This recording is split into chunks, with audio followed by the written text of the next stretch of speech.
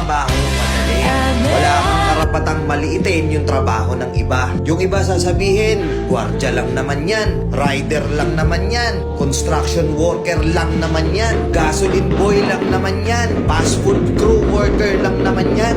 Kutya, nagkaroon lang tayo ng maganda-gandang klase ng trabaho. Akala na natin kung sino na tayong entitled sa mundong to. Pinamaliit natin yung mga taong mas mabababa yung sabi. Pagkakaalam ko kasi, wala kang karapatang maliitin o matahin yung trabaho ng iba hanggat nagtatrabaho sila ng marangal. Walang trabahong madali. Lahat nagdadaan sa hirap. Lahat nagsasakripisyo. Kaya kung iniisip mong porket maganda-ganda yung trabaho mo, malaki-laki yung sinasahod mo, mamaliitin mo na yung mga trabaho ng mga taong nagtatrabaho na mas maliit yung sahod sa'yo. Mag-isip-isip ka. Baka bawiin sa'yo yan. Baka biglang bumaliktad yung mundo at sila na nagkukumakas. Kahit anong trabaho mo, magpakumbaba ka pa rin. Bilog ang mundo, hindi palagi nasa taas ka.